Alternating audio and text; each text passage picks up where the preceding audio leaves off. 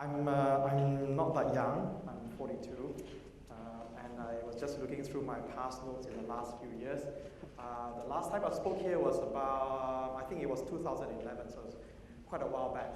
So I thought I would share quite a few things today, but I would like actually get your permission first to forgive me for something, because I'm going to be really blunt. I'm going to be really blunt today about where the industry is going. So forgive me for that, but I'm going to speak the truth. I think we need to speak the truth because I think the times that we're entering is going to be quite challenging. Challenging times for me doesn't mean that the transactions are not there. It's not that. I think the challenging times that we're going to face is the industry is going through a very challenging period. I think the industry has been working as if it's been in a box. So we've been thinking in the box. What we need to do now is thinking without the box, not outside the box, but without the box. So I'm going to share with you the first 20 minutes or so, some of the things that I did or the Refuel team did for about 4.5 years when I was there. What are the things that we did? And I'll share that with you. It's actually in the book that we wrote a couple of years back, but I'll share the crux of it. I'm not going to share the details of it, but I'm going to share the crux of that. But then I'm going to share also what's happening with the industry today, what the environment is, and how then do we need to move forward, and one simple strategy that I think that can help us as an industry collectively to move forward. But also in doing that, we need to figure out what is the change in mindset that we need to have in order to excel in this industry that we are operating in currently today.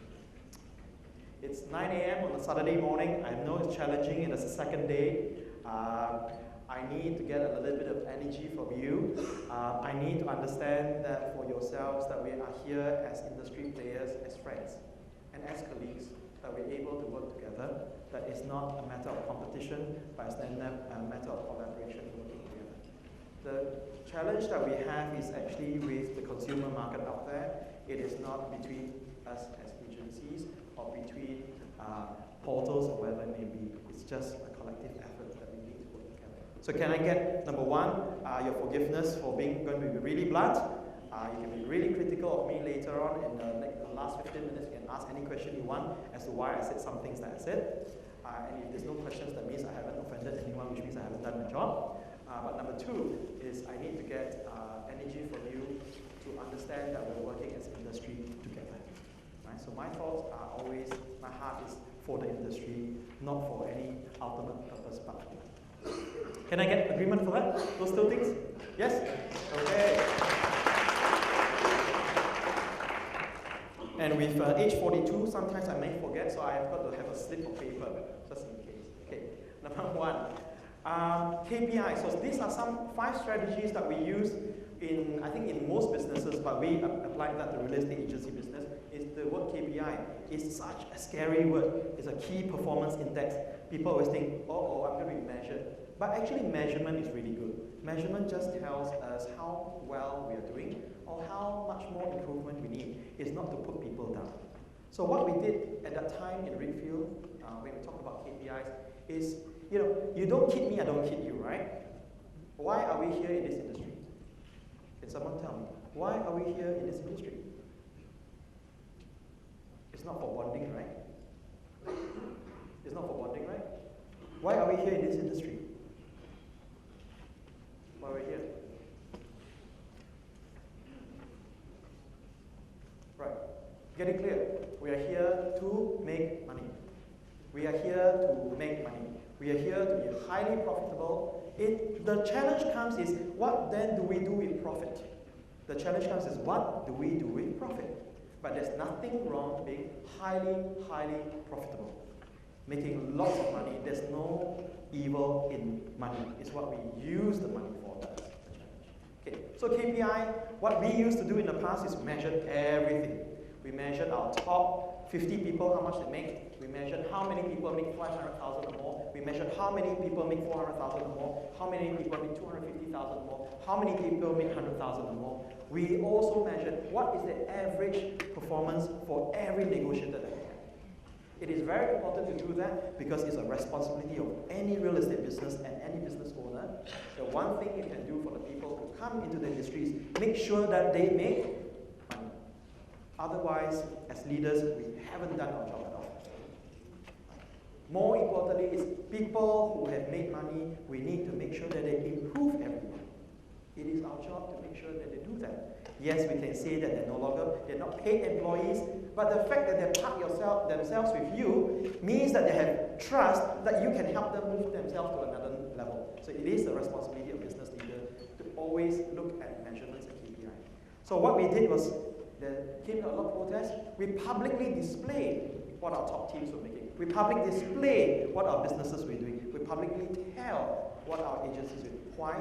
Because if you tell and you're embarrassed of your own numbers, the idea was to make sure you increase and improve. But also the number two thing was to ensure that you can have another yardstick to look at. Can you imagine if you had 15 colleagues that we had, businesses, right? And you don't know what your neighbor made, and you're making 4 million. You say, what did they make? I guess it's going to be about 6. But if you know the next person made 10, then you say, okay, I know what the career path, I know what I need to do as a business to move towards that. I guess that's where the awards came. The awards came because it was a benchmark, so that we then know, can we improve, or where are we standing in the whole industry? It's okay if you're ranked number 20 right now, but at least you know where you're moving. Everyone has a LinkedIn account. Most people have a LinkedIn account. If you always check your okay, I'm obsessed what my ranking is in my own business. I'm obsessed what my ranking is in property group. I need to make sure I'm number 1, number 2, number 3. Kiasu la, kiasi, whatever you call it. But we are in a society where we need to make sure that we are visible. So KPIs are very important. Number 2. If you read this, I hate benchmarking. This is from Tom Peters. I hate benchmarking. Benchmarking is stupid. Why is it stupid? Because we pick the current industry leader and then we launch a 5-year program. The goal of which is to be as good as whoever was best 5 years ago. 5 years from now, which to me is an Olympian aspiration. I was just sharing with another lady who I know, and she was telling me how some of her competitors go to her office. I said, fantastic, right? Because now you have people following you. They're going to say, wow, the model office is like that. Now I think, guys, what we should do is, in the next 2 to 3 years, we aspire to be like that office. Too late. You're 2, 3 years too late. That person is looking at something else. Right? So don't benchmark. This is something we didn't do. We didn't benchmark. We were not arrogant. It's just that we cannot benchmark, because if someone has done something and you try and follow, too late. Actually, it should be an item you should have done a few years ago. Find the next thing. So benchmarking is not something we should always be looking at. We should at least know what our competitors are doing, but never be benchmarking them. So 2 different things. Be aware, but don't copy. Right? So benchmarking is something we stopped doing. So we did not have any competitors. So when I was there, people were saying, oh, is this your competitor? Is that? I don't compete. We are okay. We collaborate. We never compete. We never compete. On the group level, I don't compete, so no one is our competitor. We work together. The rule of 80-20. So this principle, Pareto principle, I think we've heard all about this before. It's a very, very old principle from 1906. Right? 1906, Pareto came out with the principle. And basically the idea was you focus 80% of your time on you focus 80% of your time on the 20% who will bring you the extreme results. So how do we translate that into business? How we translate that into business? Personally, I spend about 50 to 60 hours a month previously when I was in Redfield. And previously when we did that, we picked out the top 80 people in the whole business. We had around about 900 to 1,000. We picked out about 80 to 90 people in the top in the business. And every month, we help them. Every month, we make sure that they close deals. Every month, we make sure that they improve. Why do we do that? A lot of us used to say, including myself, that the person already producing one, what can you teach them? They probably will be teaching you. Think through this. If you have a performer that's doing 500,000, assuming they pay, or assuming the cut is such that they, in that sense, this is how they negotiate this thing. I pay you, right? I pay you 150,000. So they don't think, I'm the biggest customer in the group, how much time you spend with me. Jealousy develops. We are human beings after all. Right? If you're the highest performer and the business owner doesn't spend the most time with you, you're going to start asking questions. Why are they spending time with the people who are not performing yet and not spending any time with me? 80% of the time you should be spending with the people who bring in the top 20% of your income.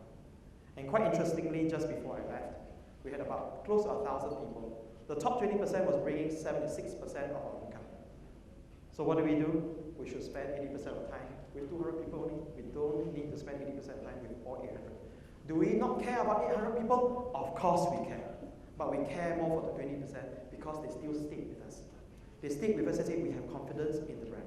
Same thing in your business. People, top performers, stay with you. Top performers don't normally move because making so much move challenges in a new business and a new environment. Keep them there. They're very easy to keep. Top performers are the easiest people to keep in any business. Why? There are already people riding a racing bike. Right? All you have to do is say, slow down, let me oil back a bit. They run again. Nothing you need to do. You just need to maintain, make sure it's serviced all the while. So 80-20 rule is highly critical for what we used to do in the past. So this is a very old way of doing it. We shout. What awards can we submit? MIA awards can you submit? Make sure we win. We win, then we tell the whole world how good we are. Correct? Oh, any other award? CNBC, do also. Tell the whole world how big we are. Now, I'm going to share with you a little bit later on. I think that's very, this is my initiative back a few years ago. But I think this is so outdated. I'm going to share with you why this is so outdated. Not the awards, not the awards is outdated, but the concept of shouting about how good you are. It's like saying, you know how good I am? You know who am I? That thing is very over with the age that we are in right now. So all these items I talked about are what I call business as usual. Business as usual items are things like talking about which portal to use. Is internet important or not? Should we have a website or not? Should we have training for the business or not? Should we win awards or not? Should we market ourselves or not? Should we have a marketing team or not? I was sharing with my staff outside just now. And you know the real estate industry, because I was in the real estate industry, I've gone to online industry. These are very two different industries, I realize. I've been in property now for 2 years. But two distinctly different industry, because one industry, real estate industry, all over the world, here included, more in Malaysia than ever, is that we have been operating within a box. Within a box. So the law tells us, don't do this, don't do that. If you do this, you get penalized. Your brochure, you must not do this. You must not tell the world you're number one. You cannot tell the world you're number one because you're a professional. Have I heard anyone here? No one? But that's reality, right? When you go to online industry, no box. Now, you better create something. You better create something because there's no box. And scary thing is when there's no box. Because barrier of entry, very, very low. Easy get in, easy get out. It's a property portal business. We always fear that we'll be extinct tomorrow. We always fear that we'll be extinct tomorrow. So I would like to then share the concept with you in the real estate industry. The industry has legislation to protect us. Malaysia is really good at legislation that protects us, that makes us feel that the world is really, really nice, that the world is square. But in fact, the world is round. It protects us. But reality is that the world is changing very, very fast.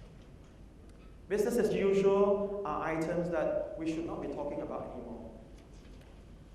These are items where we just improve and get better. As an industry together, we help each other.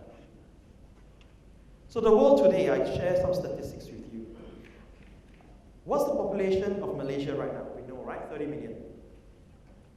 What do you think the population of Malaysia will be in 30, 50 years' time? What do you think it will be? Make a wild guess. What will it be? Double. Double? Right? Okay. The world's population is around 7.2 billion right now. 7.2, maybe 7.5, maybe 7.6. What do you think the world's population will be in 50 years' time? Anyone else? Anyone else? What do you think the world's population will be in 50 years' time? It's 7.2 something. Sorry, someone said. 10 billion? 10 billion, is it? Right. The world's population will top out in the year about 2070 to 2080. And the world's population will be around about 9.2 to 9.5 B. And then after that, it's sliding. The world can only get so big. Malaysia's population is 30 million right now. By the year 2035, 2040, about 2060, thereabouts, so this is not me plucking number analysis, it's actually statistical, right? By 2070, Malaysia's population will top out at about 43 million. We will not grow bigger. We will not grow bigger. Now, the 16-year-old to 65-year-old, by the year 2020, only about 67% of these people will be between 16 and 65. After that, the percentage starts to drop. How many of you has iPhone? How many of you has iPhone? Did you have the iPhone 1? Who had iPhone 1? The first one. First one. Who had the first iPhone? Anyone had the first iPhone? How long ago was the first iPhone that came out? How long ago was that? You have iPhone? How long ago did the first iPhone come out? Right, 6, 7 years ago, right? Samsung S, where is Samsung S5 or S6? S5? How many years ago did Samsung S come out? Sorry? Okay, 5 years ago. Every year one model comes out. So actually, when I was standing the stage here 4 or 5 years ago, Samsung only just came out with Note 2. Samsung S. I don't think even Note even came out yet at the time. So the times have really changed. So someone that has reminded me before my time. They shared with me, says, as long as you have a phone line that can plug into a wall, you can communicate with the world. Wow. You need a phone line to plug to the wall to communicate with the world now? You don't need that. Just need a phone, right? So this is definitely before my time, right, Stephen? So an ad back then. So that's the reminder. By the year 2035, 2040. Now, right now, the most powerful nation is which nation in the world? Right now, US, right? Number 2, China. Number 3, India. In terms of conventional power, into nuclear power, and all the economic power. By the year 2035, 2040, China will be number 1. India will be number 2, US will be number 3. It's not I tell her, you go check. Maybe earlier, or maybe slightly later, but around that. In our lifetime, right? In our lifetime. China, US, China, India, US. By the year 2050, some of you are saying, Indonesia, so backward now the place. By year 2050, Indonesia will be top 10 most powerful nations in the world. Just simply by population they win hands down. Just by population they win hands down. Africa will be the most fertile country for the next 30, 40 years. It will probably be the only region of the world that has population growth. Everybody else, sorry, no one wants kids. The birth rate will start to be birth rate and death rate neutralized around about 0% for Malaysia, a lot earlier than a lot of other countries. So with the environment that we are in, so I was having lunch with a group of a PR agency and just a group of youth, right? So sharing experiences, so there were 5 of us in the group. And they were all 30-somethings. I was the only one that's 40-something.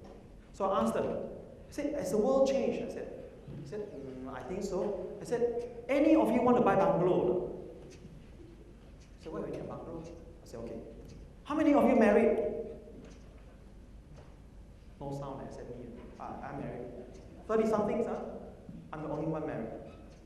Of course, then I asked now, anyone have kids? Of course, most likely no. But anyone has kids? No. Right? So, I said, anyone married before? No. Anyone of you thinking married in the next year? No. I said, how are you? 34. How are you? 37. Right. So, the challenge is this. I said, would you like to live in a high-end condo with 2 parking spots? Wow, 2 parking spots, very good. My friends' car, I got extra space. Actually, I might thinking of getting a second car. I said, why you need 2 cars? World's changed. I said, maybe it's a 2-bedroom just nice, but that one is actually a study. Just in case my parents come, they can use, but most of the time it's a study. Right? So the world has changed. Is terrace house going to be popular in the future? Is bungalows something that the masses would aspire for? Maybe it's only small elite group.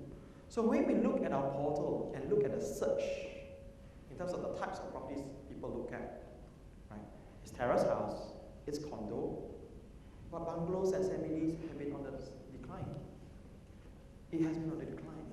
So the question is, sometimes when you look at the industry that we are in today, if you're focusing on bungalows, you better know that you're focusing on some bungalows, that some, and the type of segmentalization of the group of people who buy. Because personally, I don't want to aspire to stay in bungalow anymore. I've got 2 kids, a wife and 2 kids. I don't want to stay in bungalow. I want to go on holiday, I lock up tonight, I want to fly off. I don't want, hey, who's going to cut my grass? Who's going to look after my dog? I don't have a maid. I don't need a maid. I don't want a maid. Because when my relatives, I meet them in Singapore, half the time they're talking about, you know my maid, you know this. I don't want a maid. I'd rather clean myself. Or don't make the household dirty. Right? You clean after your own mess. So the world has changed. So what I'm trying to say is, today is what it is today. But do we know what's going to happen tomorrow?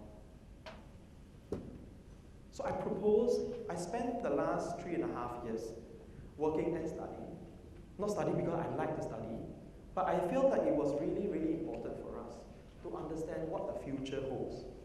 We need to understand what the future holds, not because the future is a scare, not because there is negativity that's going to happen. But I look at it and say, how do I know what's the next opportunity? I miss out on the iPhone producing iPhones. I want to make sure I'm the next one producing the next thing. I don't want to be the one buying the iPhone. Do you know there's about 700,000 smartphones that were sold, that were produced and shipped around the world in 2013? I don't have the statistic of what's coming out, but 700 million smartphones in 2013, that's 2 years ago. TVs, number of TVs also increasing. Number of console games decreasing. So the trend is changing. But how do we capture the next opportunity? How do we get away from the challenges that we have today? Talking about 1 to 30, GST next month. Hey, sure, next year I got another topic. Surely there's another topic next year. And we live from topic to topic, from challenge to challenge. Maybe the market will go downturn. Then we worry about the market. We've been in industry. Some of you have been in industry 20, 30 years. How have we lived the 20, 30 years? We go from milestone to milestone by issue to issue. How do we tackle this? How do we tackle this 1 to 30 now? How do we now? Do we next move to next 1 to 50? Or do we ask the question, how is this GST? How? You don't know what the impact of the property market. You get feedback, people asking you, what's going to happen next year? Does it really matter what happens in next year? Is it not more important to understand what could happen in the next 5 to 10 years? So I proposed this. Now, I worked on this thesis that I was working on, really to understand the leaders, the young leaders in Asia. The young leaders in Asia, how many of you are above 50 years old? Right. Your idea of the youth is very different from how they see people who've been in leadership a long time. We realize that actually the youth aspire to be like the leaders who are being leaders for a long time. But the youth appear in such a way that sometimes we call them, right, the unappreciative generation, right, materialistic generation. Right, we say that, but there's nothing wrong. I would say that they are super focused. I was super focused. In property group, we have about 60 people working in Malaysia. I'm the oldest person. Every time I hire somebody, I say, what's your age? I don't want to be number 1. I want to be the younger person. I'm managing all young people. But one powerful thing that they have is that they said, and this is other leaders as well, We want to be inspired by the future. We want to be inspired on how you can have integrity in operating business. We want to be inspired. We want to follow. We actually don't want to lead. But if you don't lead me, I lead you lah. Very simple, right? If you don't lead me, I will lead you. No, I move faster than you. So if I can't inspire the youth, you have to inspire me, or I make sure you inspire me, right?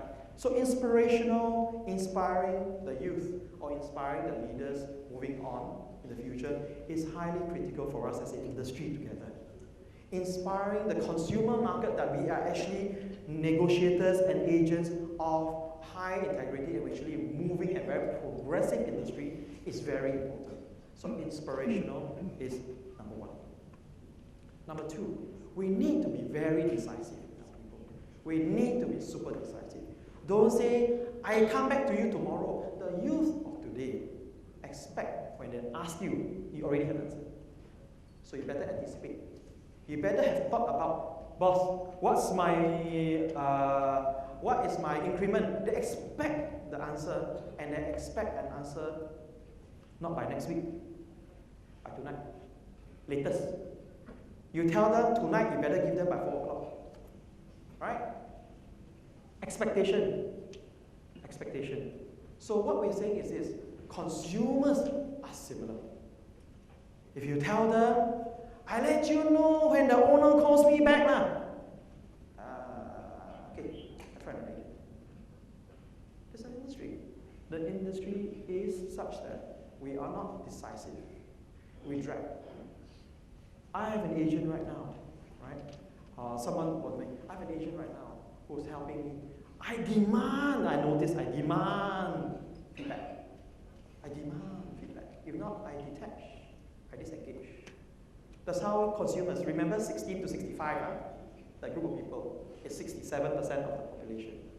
Not to say that if you're 65, you don't demand high standards. Most of you, I think over the 50s, also better if you can give you a decision now. Right? Where is Siva? Mr. Siva? Mr. Siva? Where's Mr. Siva? Okay. Right. When we worked on the group with Mr. Siva, I think Mr. Nixon was the first person told me, we want to do something together to help the industry. Next day, okay. Mr. Siva, I've got this concept ready, right? I've got this concept, this idea. We have the media launch next week.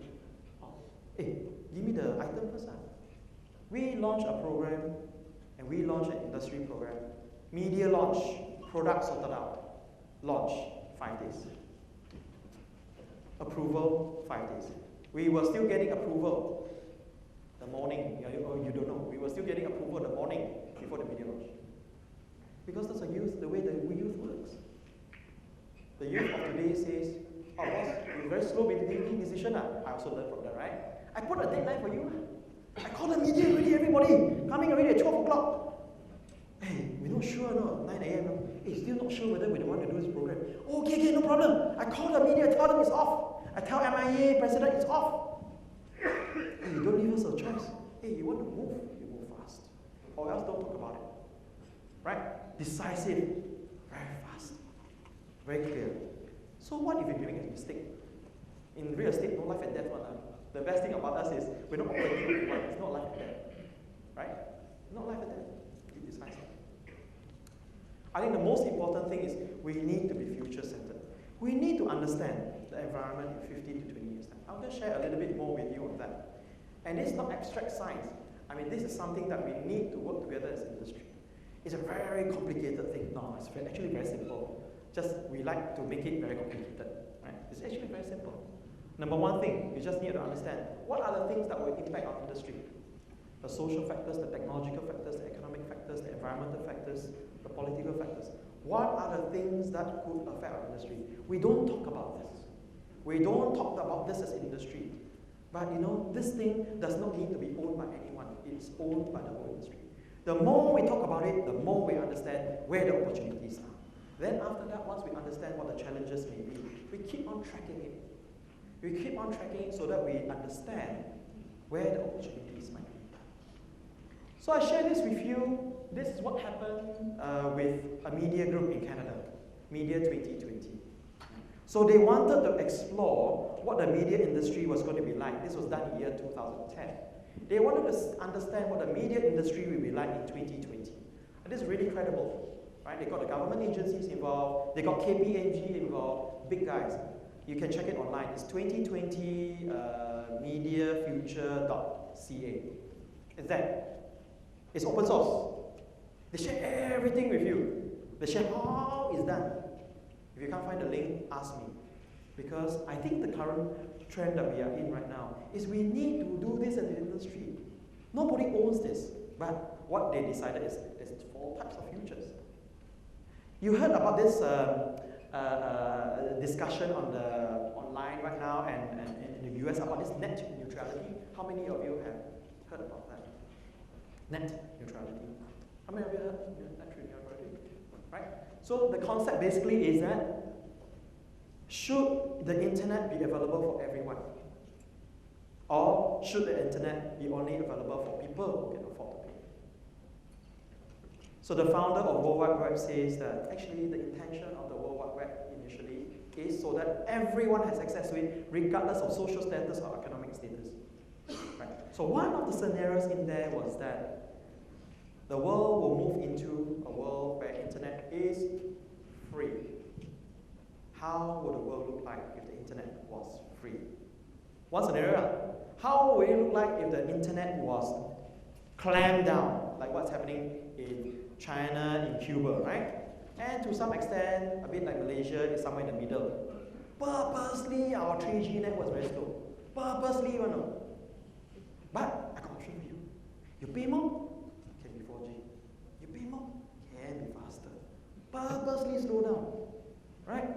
Your fastest speed, your slower speed today was the fastest speed as you. But how come it's slower? So it is a question we want to ask, right? But this is for the internet industry. But for our real estate industry, we have not explored.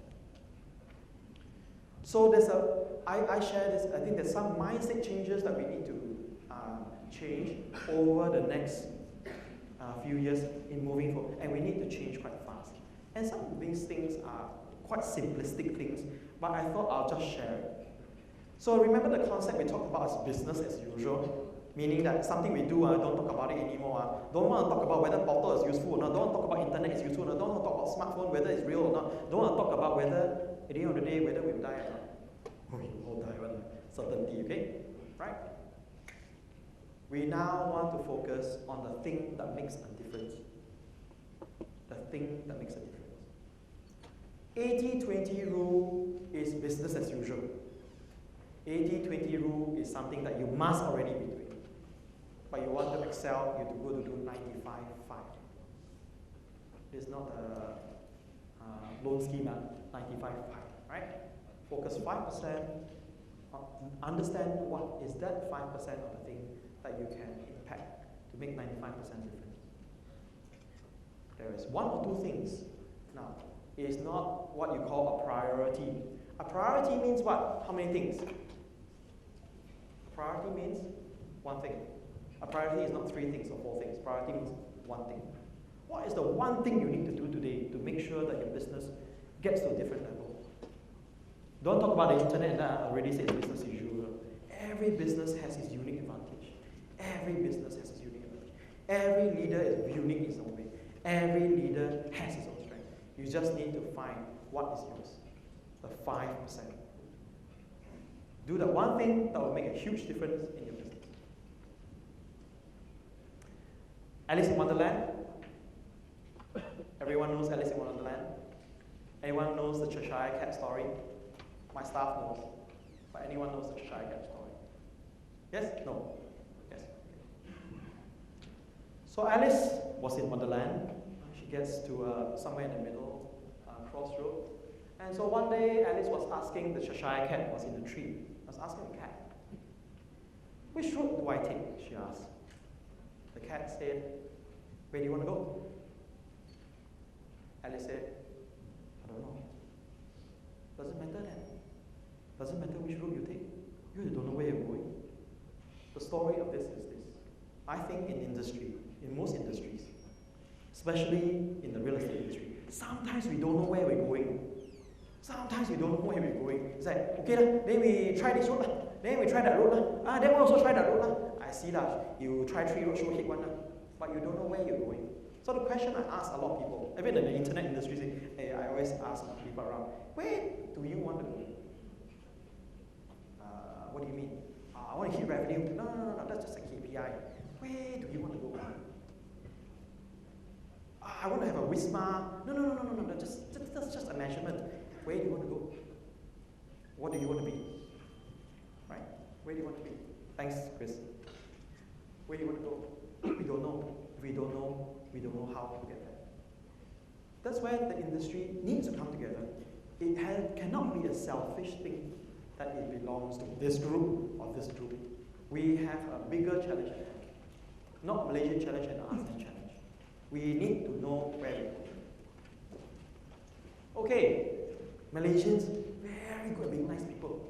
We're very nice people. Very nice. Don't like also, okay lah. But I try somewhere better, not the food. We are very nice. Are you very nice? When I came here 8 years ago, I spoke to business owner. Hey, your idea very interesting.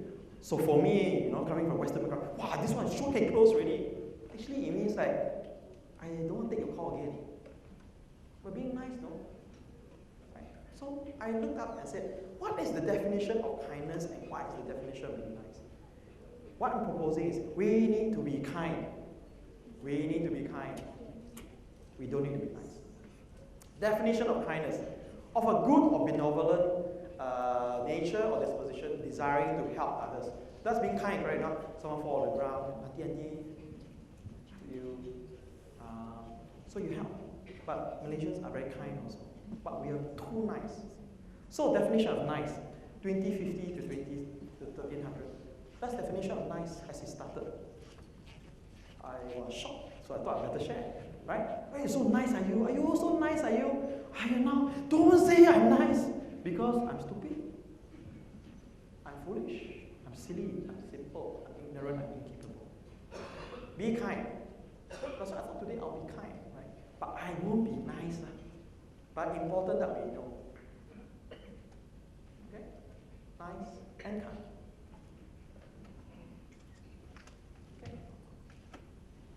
Victory loves preparation. Oh, we love to prepare.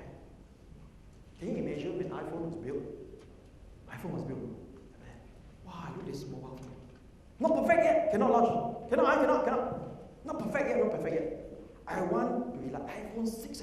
Very sleek looking. Very fast. The network can take it. Metal, very nice. Wait. Don't launch. No. Not ready yet. We prepare first. Wait for the right time. We prepare. Samsung comes out with S1, S2, S3, S4. You know iPhone 6 got chance now? Does iPhone 6 have a chance if Samsung launch first? No chance.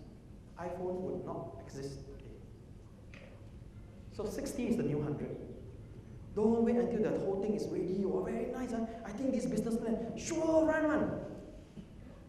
About okay, makes sense, Zao first, run first, modify along the way, because your competitor is probably thinking of implementing only, right? Just that they're a bit slower.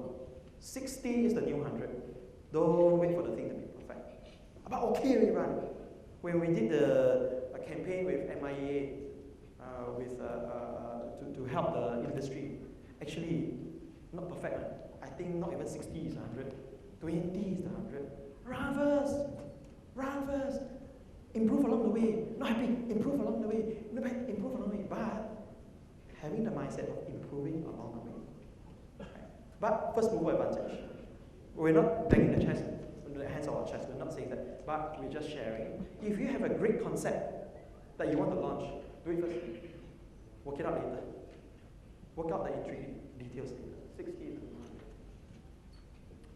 Zero-sum game. We understand zero-sum game. I win, you lose, I support you. Cannot. How can it be like that? One die, one live, how can? Right? Mutually benefit. Got to find that equilibrium, that point of time where we both mutually benefit. How much steak can you eat? How much steak can you eat? How much steak do you buy when you go and eat your steak? How many grams? One of my staff doesn't know, but how many grams? Eat until full, lor, she say. I say, you eat a lot. You eat until full. Okay, when you know when to stop? 250 grams, 300 grams. So I push my limit once personally. I tried 750 grams. One person, how to tackle 750 grams, right? Fell sick for 2 weeks. High fever cannot come down. Real. 750 grams. Fever cannot come down. 2 weeks. I'm thinking, oh my gosh, that's a stupid move. How much steak can you eat? How much money do you need? Before you say, you start to cross the line of morality. You start to cross the line of arrogance. Highly critical. Just about right. Okay. Right? We need to understand how much steak do we need. And your steak, you might need 500 grams, is okay. But you must know the line where you start to change and become a different person. Must understand that. Do I need a third car? My wife is here, right? My wife reminds me, you need a third car. I say, I like a third car lah. A fast one, a third one. You need or not? I like lah. You need or not? Then I calculate, well, I cannot lah. I got 3 parking spots, 2 cars every day. I look at it. Why, I like 1 new car. How much steak do you need? Where that excess becomes pointless, and your arrogance overtakes who you really are. And this is, I think, just to top it off, this is something that I really appreciate. James Syndrome. Anybody of you know James Syndrome? Some of you know James Syndrome. Some of you don't. How can you not know him? Actually, he's not a celebrity of any sort. He is my boss in Property Group. We live to die, right? We live to die. So he says, we live to die. So he says, wow, so morbid on you. Hey, we don't die. It's just when we live to die. All of us have our own talents. All of us have giftings. Maybe I have the gift of the mouth. Maybe you have the gift of negotiation. Maybe you have the good looks, which I know I don't. But some of you have gifts. Use it. Because we live to die. Surely go one day. Use the time that we have as industry players. Work together. I don't like you, you don't like me, never mind. We got an objective together. He shares with me. The people he trusts in his army, when he was in the army, were 2 people he hated the most. But he said, if my life depended on it, I'll call those 2 people. So don't need to like each other, what I'm saying is that. But we get the objective together.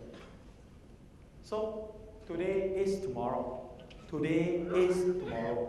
We should be working like tomorrow, today. Not today, yesterday.